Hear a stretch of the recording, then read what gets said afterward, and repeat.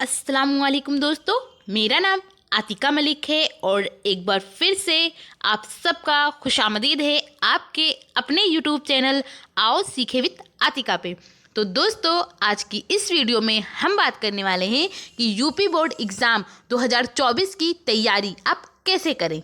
अगर आप class 10th यानी हाई स्कूल में हैं और आपने ऑप्शनल सब्जेक्ट अगर उर्दू लिया हुआ है तो ये वीडियो आपके लिए ख़ास रहने वाला है, क्योंकि आज की इस वीडियो में हम PYQ 2023 सॉल्व करने वाले हैं। तो अब आप सोच रहे होंगे कि ये PYQ का क्या मतलब होता है।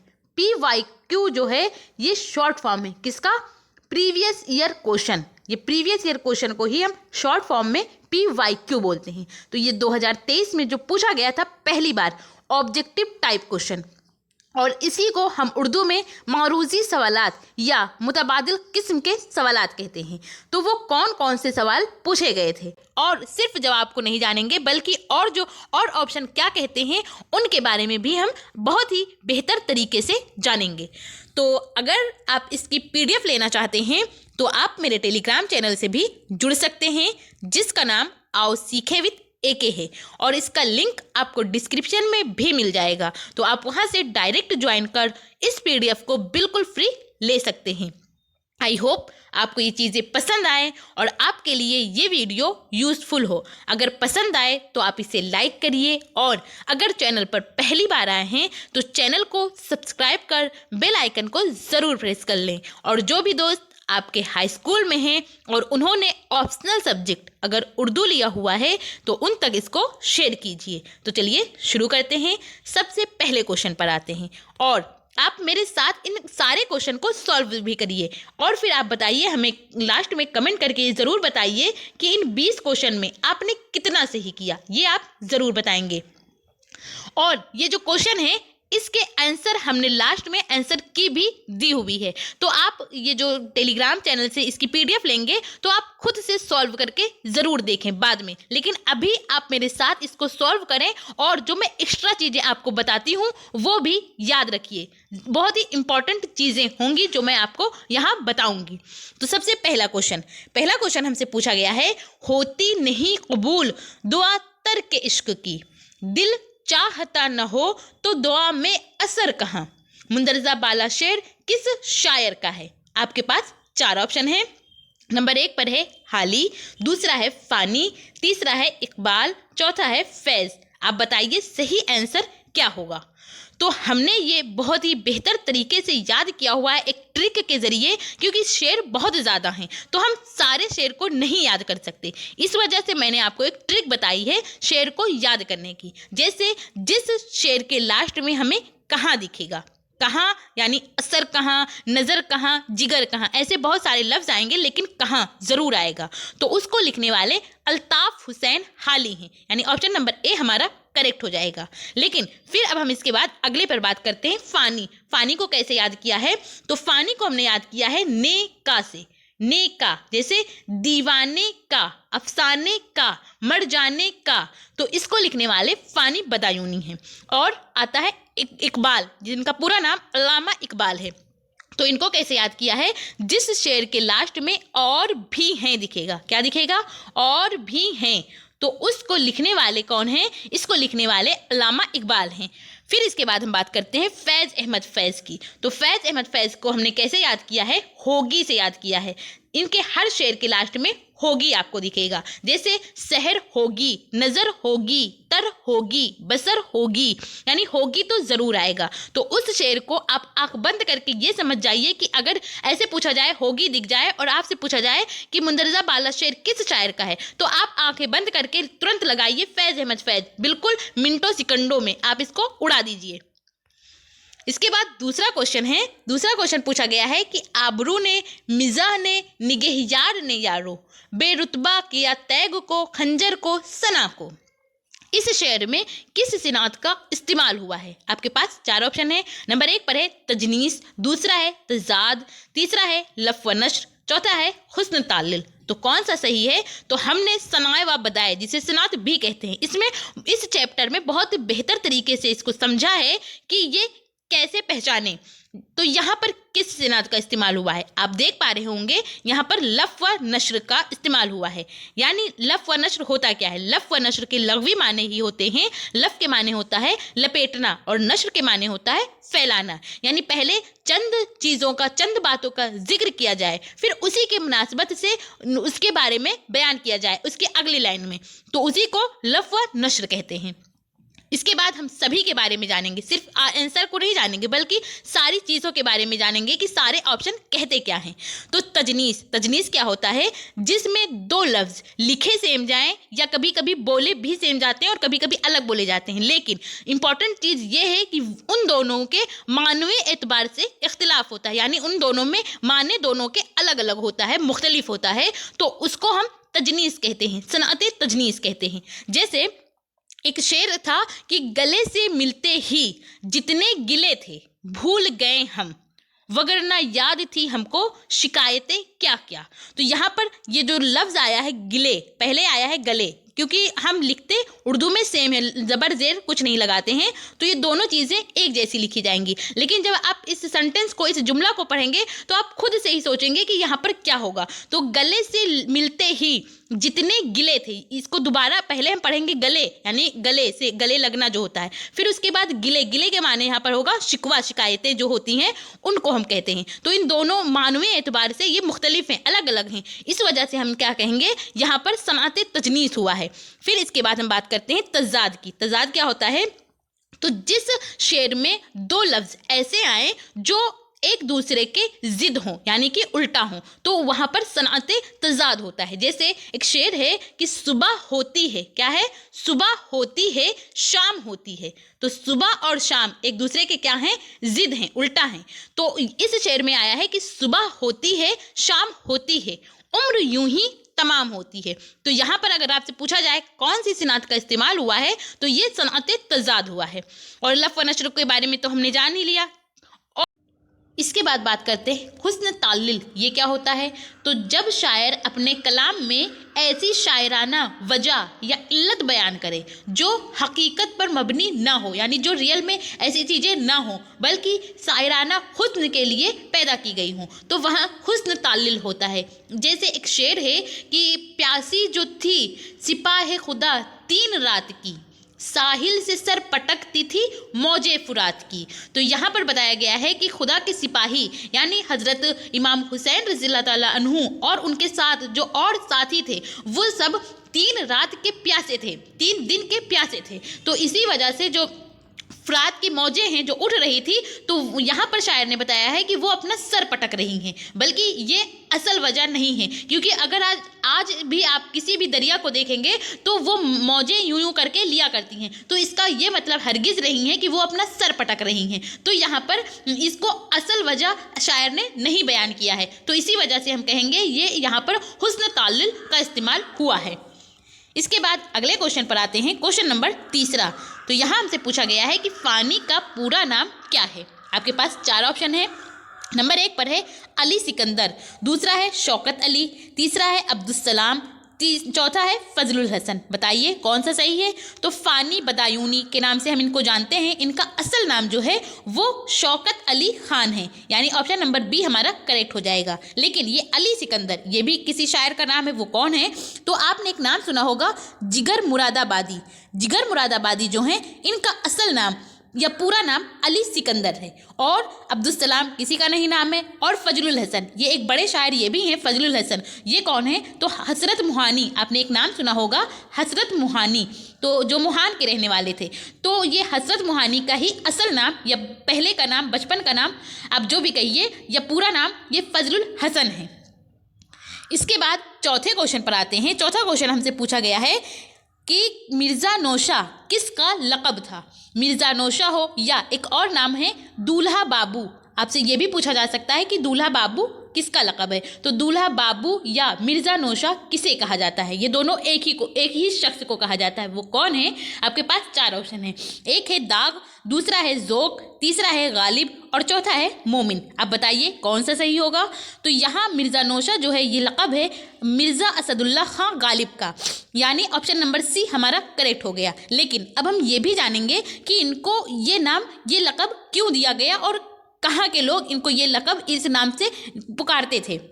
तो जो मिर्ज़ा असदुल्ला खान गालिब थे ये आगरा में पैदा हुए थे। कहाँ पे? आगरा में पैदा हुए थे। और इनकी शादी हुई थी दिल्ली से। कहाँ से हुई थी? दिल्ली से। तो ये शादी के बाद अपने ससुराल में ही रहने लगे, दिल्ली में रहने लगे। इस वजह से जो दिल्ली के लोग थे वो इनको प्यार से मिर्ज़ा नौशा या दूल्हा बाबू कहते थे, मिर्ज़ा असदुल्ला खां गालिब को। इसके बाद अगले क्वेश्चन पर आते हैं, क्वेश्चन नंबर 5वां। इसमें पूछा गया है कि काफिया किसे कहते हैं। आपके पास 4 ऑप्शन है कि शेर के पहले मिसरे का पहला लफ्ज, दूसरा है दूसरे मिसरे का आखिरी लफ्ज, तीसरा है वो लफ्ज जिसकी तकरार हर शेर में हो, और चौथा है रदीफ से पहले आने वाला लफ्ज। आप बताइए क्या सही होगा? काफिया किसे कहते हैं? तो ये शेर का पहले मिसरे का पहला लफ्ज ये नहीं होगा, कट हो जाएगा, और दूसरे मिसरे का आखिरी लफ्ज ये भी नहीं होगा, और वो लफ्ज जिसकी तकरार हर शेर में हो तो ये भी नहीं होगा। अब बचाइए कि रदीफ से पहले आने वाले लफ्ज़ को हम क्या कहते हैं? काफिया कहते हैं। तो अब हम यहाँ पर 2-3 चीज़ों को समझते हैं कि काफिया और रदीफ ये होता क्या है। तो हम कोई सा भी एक शेर ले लेते हैं। तो चलिए हम एक शेर लेते हैं अल्लामा इकबाल का। एक शेर है कि सितारों से आगे जहाँ और भी हैं। यहाँ हम पूरा ना लिखते हुए बल्कि थोड़ा लिख रहे हैं क्योंकि टाइम ज़्यादा लग जाएगा। तो जहाँ और भी हैं, क्या है? सितारों से आगे जहाँ और भी हैं, अभी इश्क के इम्तिहा और भी हैं। क्या है? इम्तिहा और भी। हम सिर्फ लास्ट का लिख रहे हैं क्योंकि इसी में आप समझ जाएंगे कि रदीफ और काफिया होता क्या है। अभी इश्क के इम्तिहा और भी हैं। तो और भी हैं से हमने याद किया हुआ है कि ये अल्लामा इकबाल ने लिखा हुआ है। ठीक है, अब ये देखिए जो और भी हैं लास्ट में आया हुआ है। हमने जो याद किया है शेर को किस शायर ने लिखा, वो रदीफ से ही याद किया है। ये भी याद रखिए तो आप कंफ्यूज नहीं होंगे कि रदीफ क्या है और काफिया क्या है। तो जो लास्ट में आता है और सेम यानी एक ही जैसा है होता है, ये बार बार आता है हर शेर के लास्ट में, तो हम इसको क्या कहते हैं? रदीफ कहते हैं। और ये रदीफ से पहले जो लफ्ज़ आता है जहाँ इम्तिहा यानी एक जैसा हो, पर इसको हम बोले तो एक जैसा लगे पर ये अलग हो, इसके माने अलग निकलते हों। तो जैसे इम्तिहा जहाँ एक जैसा है पर ये अलग अलग हैं, तो इसी को हम काफिया बोलते हैं। और ये रदीफ तो ये है ना, तो इससे पहले आने वाले लफ्ज़ को हम काफिया कहते हैं। अब आप यहाँ पर समझ गए कि काफिया क्या है और रदीफ क्या है। अगर आपको ये चीज़ें पसंद आए तो आप इसे लाइक ज़रूर करें। इसके बाद अगले क्वेश्चन पर आते हैं, क्वेश्चन नंबर 6। इसमें पूछा गया है कि मुतला किसे कहते हैं। आपके पास 4 ऑप्शन हैं, गज़ल के आखिरी शेर को, नज़्म के पहले शेर को, गज़ल के पहले शेर को, नज़्म के आखिरी शेर को। तो जो मुतला और मुक्ता होता है ये दोनों के दोनों गज़ल में होता है, तो ये नज़्म में होता ही नहीं। आप इन दोनों को पहले ही काट दीजिए। अब बचा 2 ऑप्शन। तो अब आप ये दोनों को समझिए कि होता क्या है। मुतला गज़ल के आखिरी शेर, आखिरी जो शेर होता है उसमें जो शायर अपना छोटा नाम को ही तखल्लुस बोलते हैं। तो जिस शायर गज़ल के आखिरी शेर में जहाँ जो शायर होता है वो अपना छोटा नाम यानी तखल्लुस का इस्तेमाल करता है, तो उसको हम मुक्ता बोलते हैं। क्या बोलते हैं? मुक्ता बोलते हैं। इसको याद रखिए, क्या पता अगली बार यही पूछ लिया जाए। तो ये मुक्ता होता है। और गज़ल के पहले शेर को हम क्या कहते हैं? मुतला कहते हैं। क्या कहते हैं? मुतला कहते हैं। इसके बाद अगले क्वेश्चन पर चलते हैं, क्वेश्चन नंबर 7। इसमें पूछा गया है कि लफ्ज़ शीशे की जमा क्या है। आपके पास 4 ऑप्शन है। नंबर 1 पर है अशास, दूसरा है शीशे, तीसरा है शीशियाँ, और चौथा है इनमें से कोई नहीं। तो ये इनमें से कोई नहीं हो ही नहीं सकता क्योंकि ऑप्शन जो हमारा आंसर है वो इन्हीं तीनों में है। तो अशास नहीं होगा, शीशियाँ नहीं होगा, बल्कि शीशे, शीशा की जमा शीशे होता है, यानी ऑप्शन नंबर बी हमारा करेक्ट हो जाएगा। इसके बाद अगले क्वेश्चन पर आते हैं, क्वेश्चन नंबर 8वां। इसमें हमसे पूछा गया है मुहावरा 100 सोनार की 1 लोहार की के क्या माने हैं। तो अब आप एक चीज़ को नोटिस करिए, वो चीज़ क्या है? हमने आपको क्या बताया है कि मुहावरा क्या होता है? जिस सेंटेंस के या जिस जुमला के लास्ट में नू अलिफ जबर ना आए, तो वही तो हमारा मुहावरा होता है। लेकिन यहाँ पर यह बताया गया है कि 100 सोनार की 1 लोहार की, तो यहाँ पर लास्ट में की आया है, तो की नू अलिफ जबर ना नहीं है, तो ये हमारा मुहावरा नहीं होगा। तो ये गलती पेपर में हुई थी, तो इसी वजह से हमने इसको ऐसे ही लिख दिया। लेकिन ये क्या है? हमें ये अच्छे से पता है कि ये मुहावरा नहीं बल्कि ये ज़रबुल मिसल है, जिसको दूसरे लफ्ज़ों में हम और क्या कहते हैं? कहावत कहते हैं। तो ये कहावत है। आपके पास 4 ऑप्शन है, आप बताइए क्या सही होगा। नंबर 1 पर है सख्त जवाब देना, दूसरा है किसी को एक बार आजमाना, तीसरा है साफ बात करना, चौथा है गाफिल नुकसान में रहता है। तो इसका जो सही जवाब होगा वो ऑप्शन नंबर ए करेक्ट हो जाएगा, यानी सख्त जवाब देना।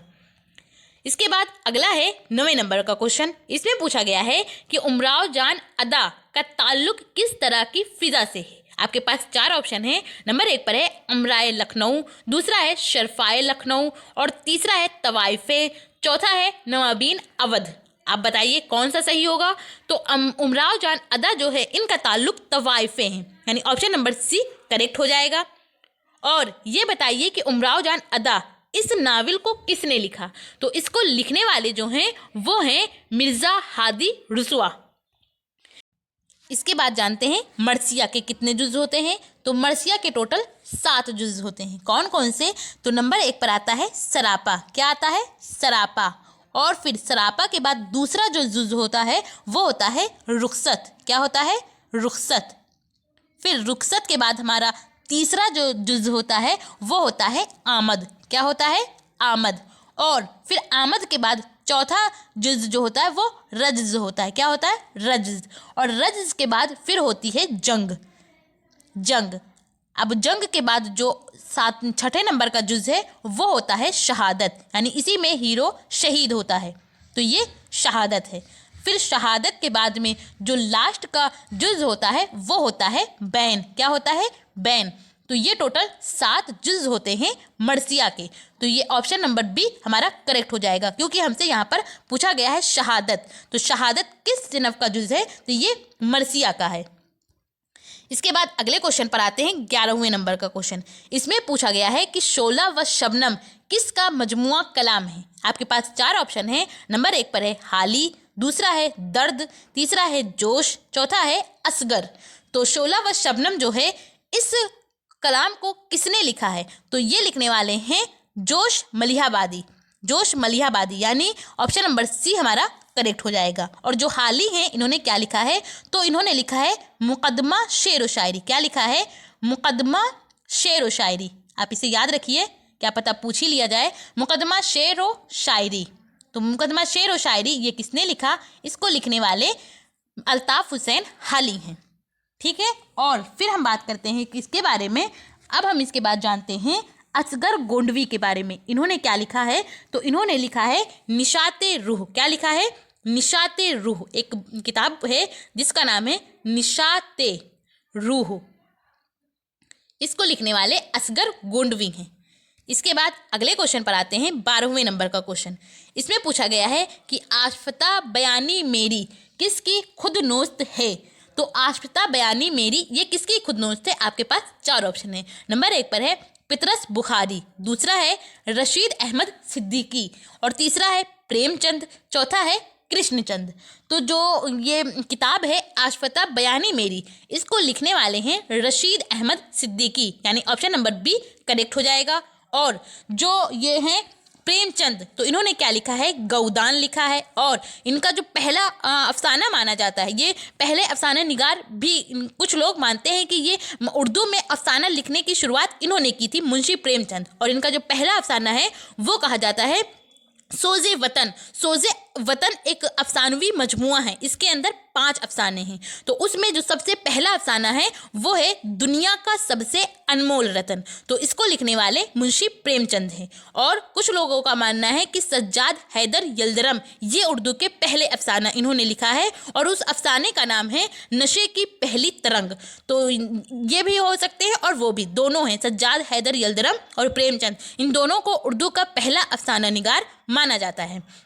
और फिर कृष्णचंद, ये कौन है। तो कृष्णचंद को शहंशाए अफसाना कहा जाता है और इन्होंने ही लिखा है पूरे चांद की रात। तो पूरे चांद की रात अगर आपसे पूछा जाए तो उसको लिखने वाले और इसके साथ साथ ये कहलाने वाले शहंशाए अफसाना तो ये कृष्णचंद हैं। इसके बाद अगले क्वेश्चन पर आते हैं। क्वेश्चन नंबर 13वां। इसमें पूछा गया है तनकीदी जायज़े किसकी किताब है। आपके पास 4 ऑप्शन है। नंबर 1 पर है एहतिशाम हुसैन, दूसरा है सरशार, तीसरा है आल अहमद सुरूर और चौथा है अब्दुल हक। आप बताइए कौन सा सही होगा। तो जो तनकीदी जायज़े इस किताब को लिखने वाले एहतिशाम हुसैन हैं, यानी ऑप्शन नंबर ए करेक्ट हो जाएगा। लेकिन अगर यहाँ पर जायजे को काट कर हम लिख दें इशारे, सिर्फ इतना फर्क करें, यानी तनकीदी इशारे, अब बताइए क्या जवाब होगा? क्या एहतिशाम हुसैन ही होंगे या इसका जवाब बदल जाएगा? तो मैं आपको बताऊं, अगर आपसे पूछा जाए कि तनकीदी इशारे ये किताब किसने लिखी, तो इसको लिखने वाले काल अहमद सुरूर हैं, यानी ऑप्शन नंबर सी करेक्ट हो जाता अगर यहाँ पर इशारे लगा होता तो। लेकिन हमसे यहाँ पूछा गया है तनकीदी जायजे, तो तनकीदी जायजे इसको लिखने वाले एहतिशाम हुसैन हैं, यानी ऑप्शन नंबर ए करेक्ट हो जाएगा। और अब्दुल हक ये कौन है? तो अब्दुल हक को कहा जाता है बाबाए उर्दू। क्या कहा जाता है? बाबाए उर्दू। आप इसे याद रखिए कि बाबाए उर्दू किसे कहा जाता है, तो ये मौलवी अब्दुल हक को कहा जाता है। इसके बाद अगले क्वेश्चन पर आते हैं, 14 नवंबर का क्वेश्चन। यहाँ पूछा गया है कि यासियात का इमाम किसे कहा जाता है? आपके पास 4 ऑप्शन है। नंबर 1 पर है जिगर, दूसरा है असगर, तीसरा है फिराक, चौथा है फ़ानी बदायूनी, यानी इनका पूरा नाम फ़ानी बदायूनी ही है, लेकिन आपको दिया गया था फ़ानी। तो आप बताइए कि ये जो 14वां नंबर का क्वेश्चन है इसका सही आंसर क्या होगा? तो यासियात का इमाम ये कहा जाता है फ़ानी बदायूनी को, यानी ऑप्शन नंबर डी करेक्ट हो जाएगा। और क्यों कहा जाता है? क्योंकि इनके यहाँ मौत बहुत अजीज थी, यानी ये ज़िंदगी से ज़्यादा मौत को पसंद करते थे, उसी को याद करते थे। ये कहते थे कि दुनिया में जितने भी दुख दर्द परेशानी हैं उन सब का इलाज मौत है, तो इनको कहा जाता है यासियात का इमाम, फ़ानी बदायूनी को। ठीक है, अगले क्वेश्चन पर आते हैं। अगला क्वेश्चन है 15वें नंबर का क्वेश्चन। इसमें पूछा गया है कि उर्दू की इश्किया शायरी किसकी किताब है? आपके पास 4 ऑप्शन है। नंबर 1 पर है फिराक, दूसरा है फैज़, तीसरा है फ़ानी, चौथा है फ़ायज़। तो उर्दू की इश्किया किताब जो है, उर्दू की इश्किया शायरी की किताब ये जो है ये फिराक गोरखपुरी की है। इनका पूरा नाम क्या है? रघुपति सहाय, ये इनका असल नाम है, रघुपति सहाय। और इनको हम किस नाम से जानते हैं? फिराक गोरखपुरी के नाम से जानते हैं। तो उर्दू की इश्किया शायरी इस किताब को लिखने वाले यही हैं। इसके बाद अगले क्वेश्चन पर आते हैं, क्वेश्चन नंबर 16। इसमें पूछा गया है कि मरसिये के अज्जाए तरकीबी किसने मुतय्यन किए, यानी जो मरसिये में हम 7 जुज़ कहते हैं, तो ये जुज़ तो होते हैं, लेकिन इसको किसने मुतय्यन किए, तो ये आपको बताना है। आपके पास 4 ऑप्शन है। नंबर 1 पर है मीर खलीक, दूसरा है मीर ज़मीर, तीसरा है मीर अनीस और चौथा है मिर्ज़ा दबीर। तो ये जो चारों के 4 नाम हैं, ये चारों के चारों ने मरसिया लिखा है, यानी ये मरसिया गो शायर हैं। लेकिन अब हमसे ये पूछा गया है कि मरसिये के जो अज्जाए तरकीबी है इसको किसने मुतय्यन किया है, तो इसको मुतय्यन करने वाले मीर ज़मीर हैं, यानी ऑप्शन नंबर बी हमारा करेक्ट हो जाएगा। लेकिन मरसिया मीर अनीस ने भी लिखा है, ये भी बहुत फेमस हुए हैं, और मिर्ज़ा दबीर ये भी मरसिया गो शायर हैं, मीर खलीक इन्होंने भी मरसिया लिखा है। तो इन चारों ने लिखा है, पर इसके जो अज्जाए तरकीबी है इसको मुतय्यन किया है मीर ज़मीर ने। इसके बाद अगले क्वेश्चन पर आते हैं, 17 नंबर का क्वेश्चन। इसमें पूछा गया है कि हमने छानी है बहुत देरो हरम की गलियां, कहीं पाया न ठिकाना तेरे दीवाने का।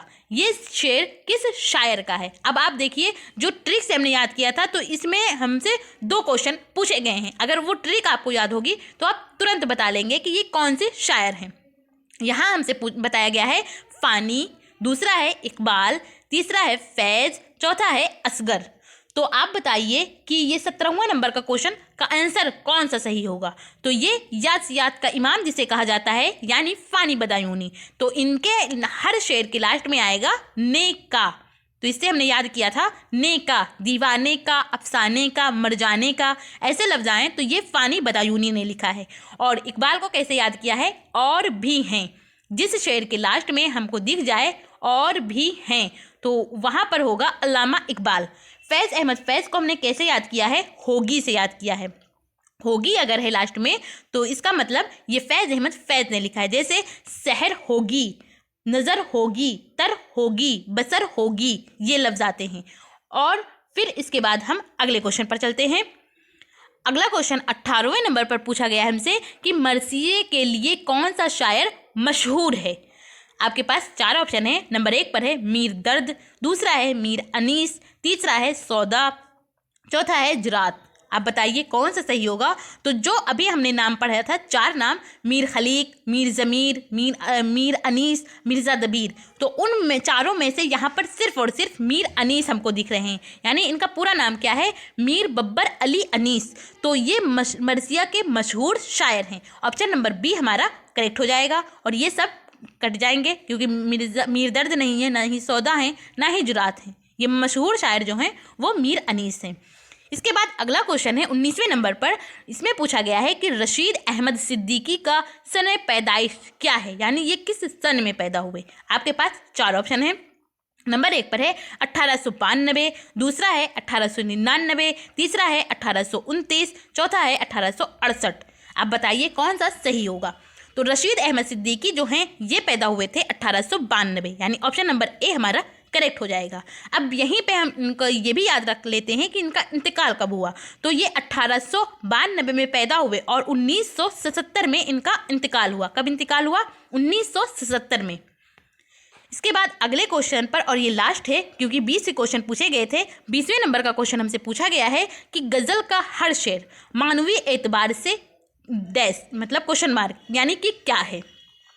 नंबर 1 पर और जवाब दिया गया है मुसलसल होता है, दूसरा है मरबूत होता है, तीसरा है पेचीदा होता है, चौथा है जुदा गाना होता है। कौन सा सही होगा।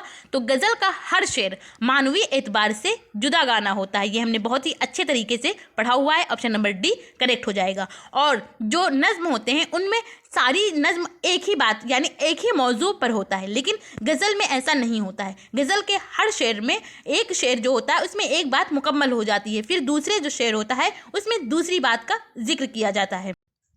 तो इस तरह आज हम लोगों ने जाना कि जो ऑब्जेक्टिव टाइप क्वेश्चन पूछे गए थे 2023 में पहली बार, उनका सही जवाब क्या है। तो अब आप हमें ये ज़रूर बताइए कि इन 20 क्वेश्चनों में आपने कितना सही किया। आप कमेंट करके ज़रूर बताइए कि इन 20 क्वेश्चन में आपने कितना सही किया। और एक बार आप फिर से प्रैक्टिस करके देखिए। इसकी आंसर की भी मैंने यहाँ लास्ट में दे दी है। आप मेरे टेलीग्राम चैनल से पहले जुड़िए जिसका नाम आओ सीखे विद एके है, और इसका लिंक आपको डिस्क्रिप्शन में भी मिल जाएगा। तो आप वहां से डायरेक्ट ज्वाइन कर इस पीडीएफ को बिल्कुल फ्री ले सकते हैं। तो वहां से आप इसकी पीडीएफ लीजिए और खुद से सॉल्व करके देखिए कि आप कितने क्वेश्चन को सही कर पाते हैं। आई होप आपको ये चीज़ें पसंद आई हो और आपके लिए ये वीडियो यूज़फुल हो। अगर पसंद आई हो तो आप इसे लाइक करिए, और अगर चैनल पर पहली बार आए हैं तो चैनल को सब्सक्राइब कर बेल आइकन को ज़रूर प्रेस कर लें। और जो भी दोस्त आपके हाई स्कूल में हैं और उन्होंने ऑप्शनल सब्जेक्ट अगर उर्दू लिया हुआ है तो उन तक इसको शेयर कीजिए। और आपको ये वीडियो कैसी लगी अपना फीडबैक हमें कमेंट के ज़रिए ज़रूर बताइए। Thank you. हमेशा खुश रहिए।